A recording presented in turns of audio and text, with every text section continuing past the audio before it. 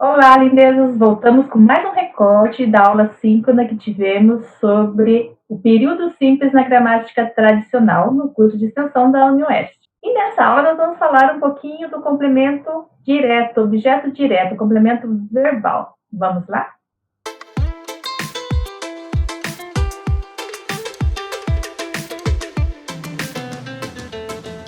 O objeto direto é um complemento que na voz ativa vai representar o paciente da ação verbal.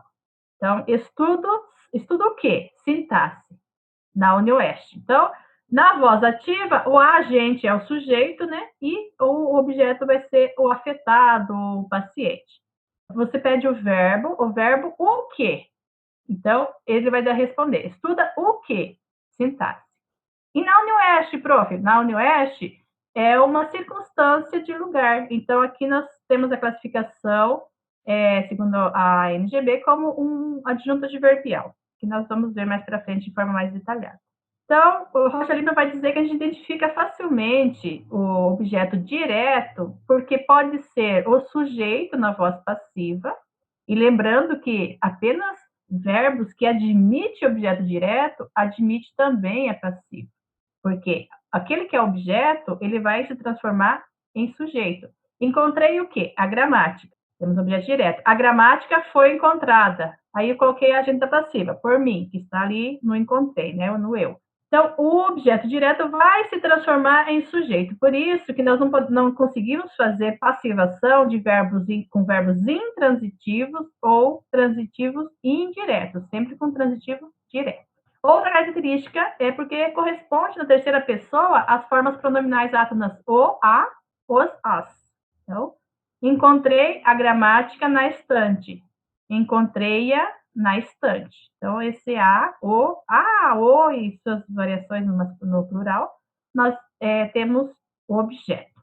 Encontrei ela na estante. Por que esse encontrei ela na estante, que é tão recorrente, que no português do Brasil já devia ter sido incluído como uma possibilidade, inclusive na norma culta, porque nós, falantes da norma culta, também usamos essa construção, embora em menor recorrência, porque a gramática vai dizer que ela, o pronome reto, quais são os pronomes retos? Eu, tu, eles, nós, vós, eles.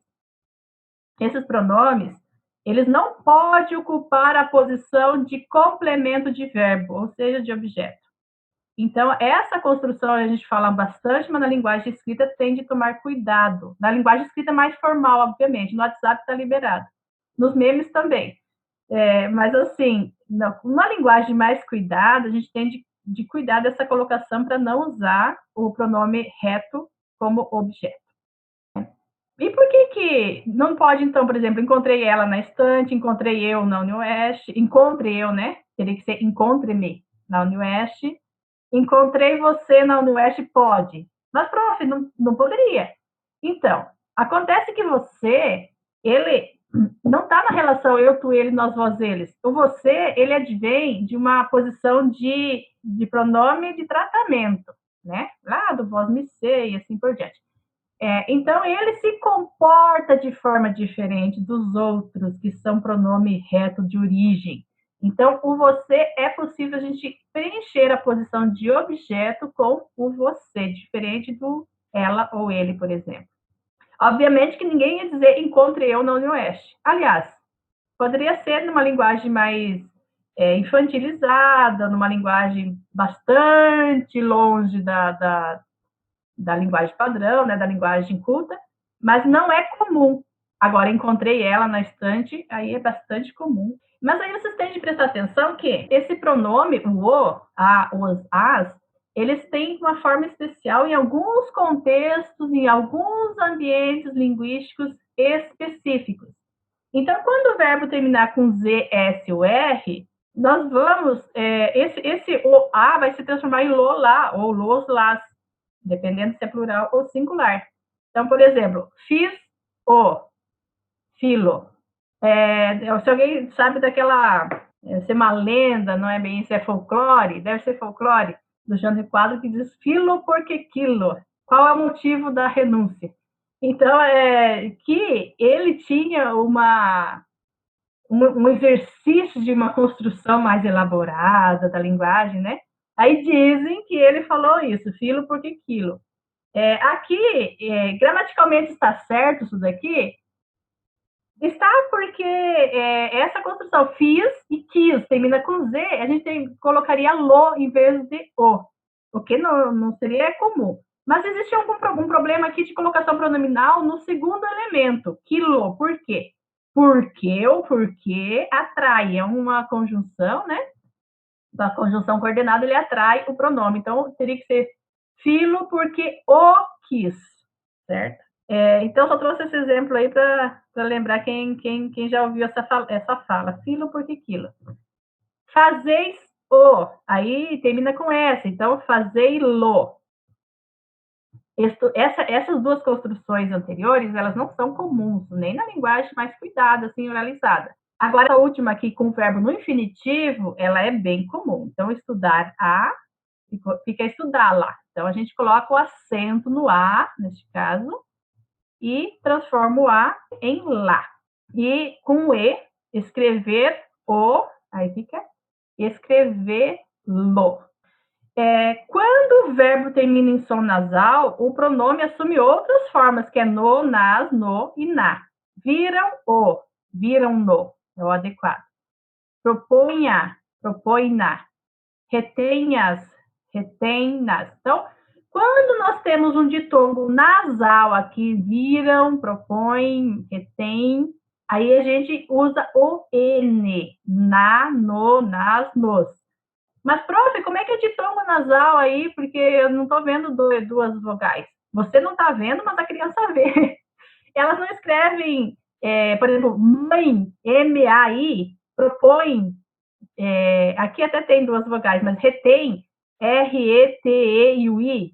Por quê? A gente não realiza graficamente, mas a gente pronuncia um ditongo que é nasalizado. Então, nesses casos, a construção adequada na linguagem formal é com na, no, nas, nos.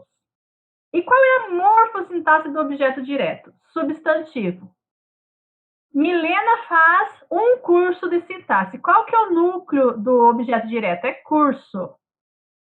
Então, aqui é o quê? Substantivo. Então, o mais comum é que ele tenha essa construção, de ser ocupado por substantivo. Por um pronome substantivo, os alunos nada fizeram. Claro que não se aplica a vocês, né? Vocês fazem a tarefa. Mas aí aqui é um pronome que é substantivo por quê, prof, esse pronome? Porque ele ocupa a posição substantiva, ele não acompanha um substantivo. Se ele acompanhar, seria um pronome adjetivo. Um numeral, como por exemplo, já tenho 6 lá em casa, que mal faz inteirar 7. Aqui peguei o exemplo da gramática. É bom observar que esse 6, ele ocupa a posição do sujeito, aliás, do substantivo, não do sujeito, na medida em que nós não temos, ele não acompanha um substantivo. Mas, obviamente, que a gente tem uma elipse aqui. Se eu tenho 6, eu tenho 6 alguma coisa. Que lá no contexto, no texto que vem antes, ou no texto que vem depois, a gente vai preencher essa lacuna aí informacional. É bem provável que seja filhos, né? Ou pessoas que moram lá em casa. Palavras ou expressões substantivadas também. Sempre buscamos o amanhã. Então, amanhã é um advérbio, né? E aqui nós o substantivamos e transformamos em substantivo. Então, sempre buscamos o quê? O amanhã. Oração substantiva predicativa. Quero o quê? Que faça uma tarefa sempre. Então, aqui nós temos uma relação de subordinação. Uma oração que tem o verbo fazer, que está subordinada ao quero. Então, percebam, gente, que o que está em vermelho são elementos que são exigidos pelo verbo. O verbo abre argumento para que seja preenchido com esses elementos. Eu não posso dizer só Milena faz e ponto. Faz o quê? Um curso de sintaxe. Os alunos fizeram o quê? Nada. Tenho o quê? 6. Inteirar o quê? 7. Buscamos o quê? O amanhã. Quero o quê? Que faça a tarefa. Então, percebam que são elementos que o verbo exige. Já, por exemplo, sempre aqui na última oração, ele não é um elemento exigido pelo verbo, por isso ele não é um complemento verbal.